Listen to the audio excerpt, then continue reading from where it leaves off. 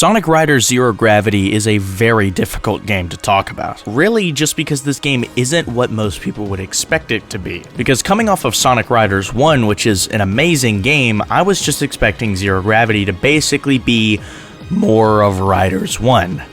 But it is not that in the slightest. In fact, 90% of the gameplay here is just completely different. There's the same core concepts of Sonic and friends on hoverboards, and there's a lot of comparable things, but they function so differently, and you do not play these games in the same way at all. And in today's video, I'm going to get into my thoughts on Zero Gravity and the differences between the two games. So, let's get into it. So I think the best place to start is to just kind of compare the general movement of these two games. In Riders 1, you basically are steering kind of left or right, like you don't really steer that much. If you actually want to make your way around a corner, you're always going to be drifting. Then there's the boost, which is also just a quick burst of speed that takes some of your air meter. Pretty simple stuff, but in Zero Gravity, there really isn't this at all.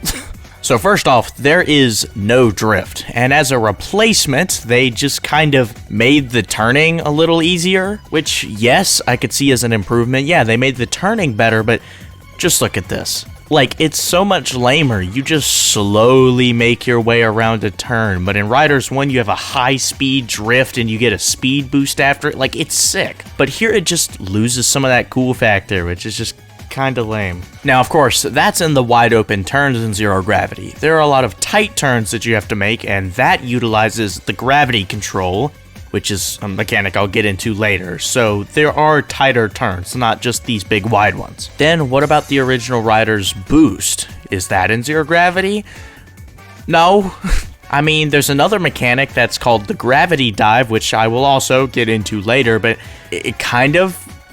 It's not a boost. I mean, it accelerates you forward, but it's not used in the same ways at all. I mean, that can also be said about the gravity control. They kind of do a similar thing, but you don't use them in the same ways, and they function entirely different.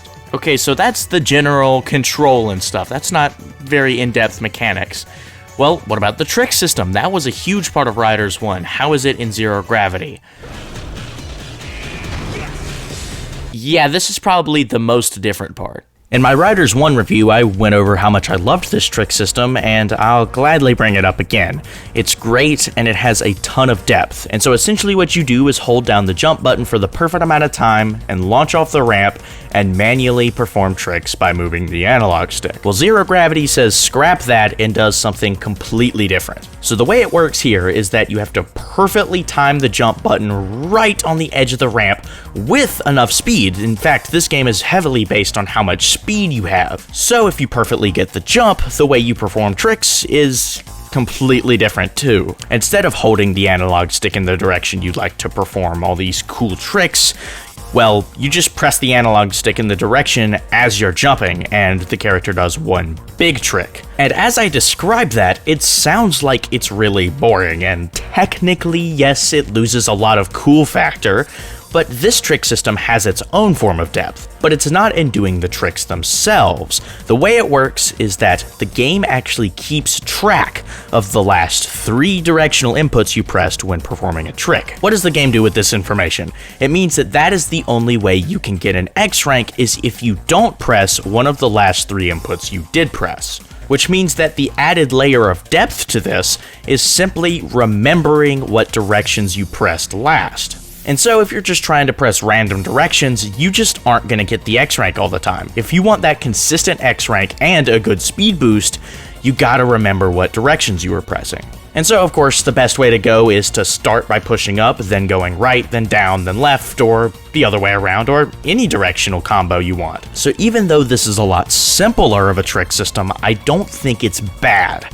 Now, I absolutely adore the original Riders trick system. It is just so cool and flashy and has tons of depth to it, but this is still good. So while I do think the original Riders trick system is better, I'm not going to dog on this in the slightest. And honestly, those are the only 2 big comparisons I can make. The rest of Zero Gravity is pretty original, but there are some things that I'll compare, but we'll get to that later. So now that I got the big comparisons out of the way, let's talk about this game's big gimmick. the gravity mechanics. So I mentioned earlier that the gravity control can be used like a drift, so I'm going to start there. So the way this works is that as you're coming up on a 90-degree turn, you press and hold down B to get your character to levitate in the air, and then you can orient them in the direction you'd like to launch towards and let go of B, and you get a large speed boost. The longer you hold down the button is basically how much you're charging it, and when you let go, you get a bigger boost depending on how long you held it. But if you hold down the button for too long, you just lose a ton of speed in the air, and it's not worth it at all. And I'll tell you one misconception I want to clear up very quickly. This is not a slow motion effect. I thought it was a slow motion effect for the longest time since your character slowly hovers in the air, but no, all the other racers continue moving at full speed, so make sure you know that. Another thing to note is that as you're doing this, it starts using up some of your GP, which is kind of this game's variant of the air meter, but I can't really compare them. They're very different. The next mechanic I'd like to talk about is the gravity dive. So the way this mechanic works is that typically in a wide open area, you press down either of the triggers, and of course you hold them to do this move. So what happens is that you float into the air for a couple seconds and then get a humongous boost of speed and start flying. While you're in this state, you can also adjust how high you are and slightly turn. Now, in the sections where this move is intended to be used, you'll notice that a bunch of stage objects fly in front of you. Now, something you may be tempted to do is not hit these things because, well, they're obstacles in your way, but that's not how they work. You're actually supposed to ram into them because you get humongous speed from them. But just like the gravity control, because you don't want to hold the button too long, in this case, you need to make sure that using this is actually worth it. Since there's such a big charge up to using this move, you definitely don't want to use it in a place where that's just going to make you lose time. One last thing about the gravity dive is that it also consumes GP. So I think it's about time to talk about GP. So like I mentioned earlier, GP is like this game's version of the air meter, but of course, it's pretty different. What makes them different is that the air meter was how much power your extreme gear had. But in this game, your GP is, well, how much gravity power you have left. Which means that if you run out of GP, well, you can still ride your hoverboard. You just can't use the gravity abilities in the same way. But I do appreciate that it does let you start the move. For example, if you wanted to perform the gravity control, you would see your character float into the air, do the normal thing, except your character's no longer holding that cool glowing sphere and there's no electricity effects. And when you release, you don't get a speed boost at all and you just fall to the ground. Oh, and as for the gravity dive, nothing happens.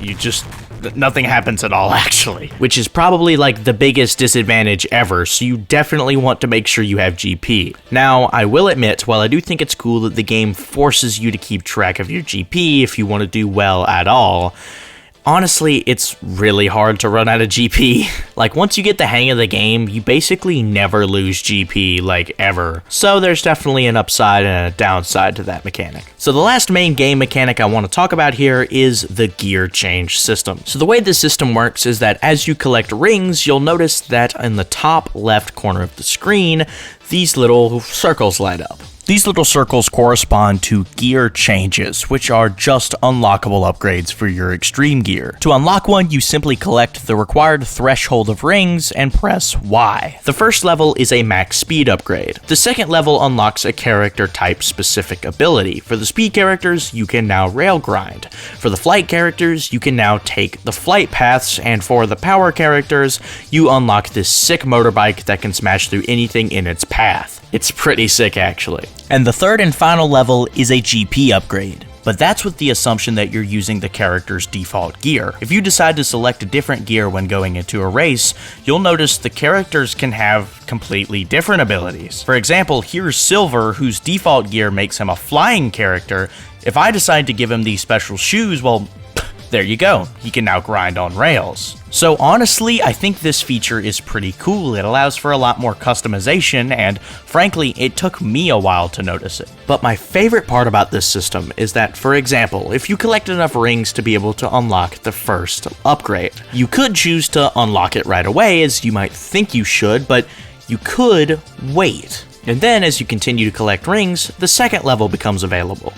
but now you can't go back to the first. So now that first level is out of the picture, you can't unlock it right now. So say you then decide to unlock the second level. Well, it takes the rings required, and now you have way less rings.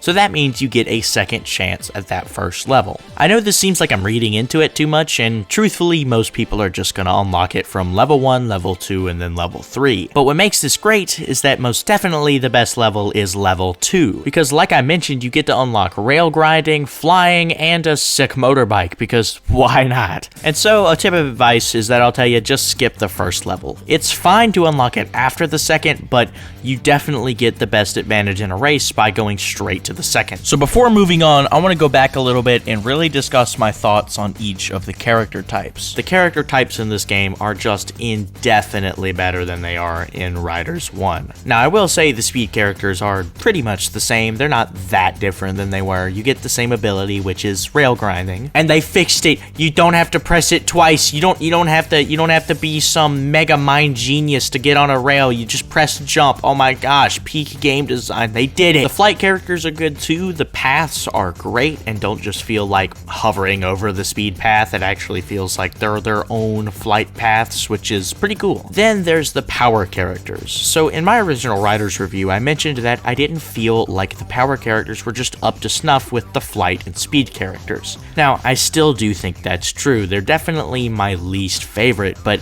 least favorite. It's definitely still super fun, and it definitely feels like they shrunk the gap between how much fun I have with flight and speed characters and the power characters. So it's definitely an improvement. I do once again want to make it very clear that, like I mentioned, this is with the assumption that you're only using the character's default gear, but these just happen to be the standard ones, so that's why I'm reviewing them. So that really wraps up my thoughts on the gameplay.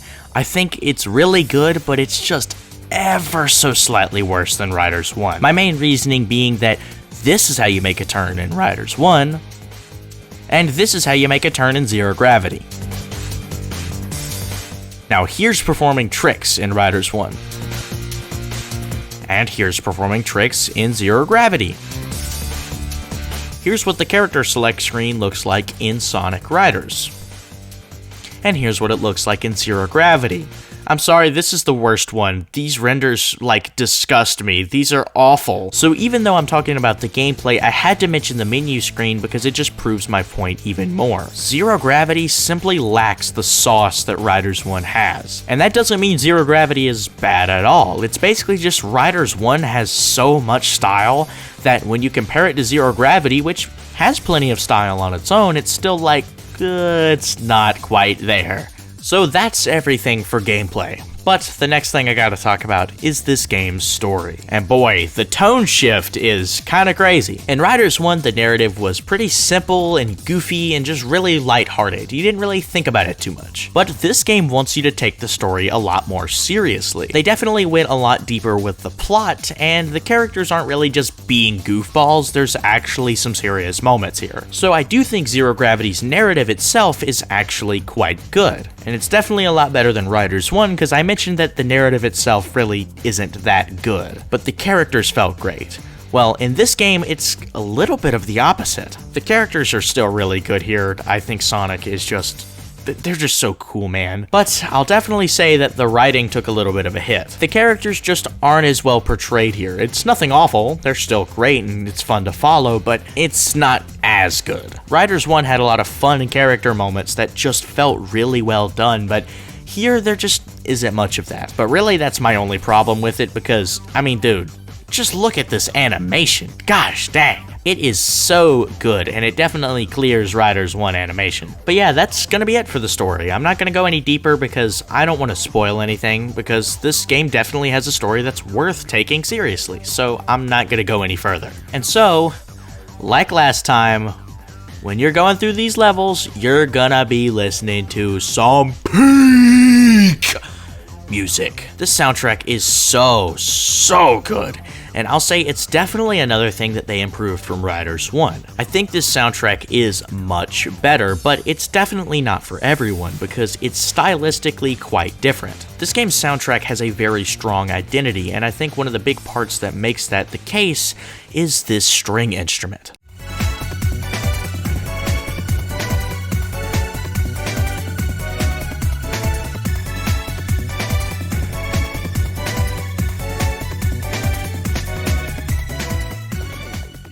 this is used all the time, and a good example is that this is basically like that one trumpet sample from Sonic Mania, because that daggone trumpet became a huge part of that game's identity. And the same way here, when I think of Sonic Riders Zero Gravity's soundtrack, I think of this instrument. And so really, if you're not a big fan of this instrument, you're probably not gonna like a good bit of this soundtrack, because it gets used a good bit.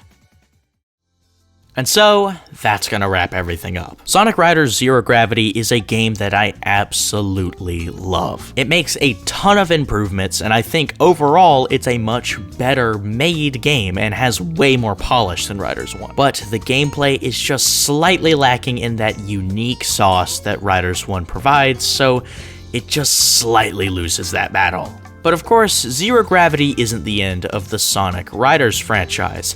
No, I'm not playing Free Riders. No.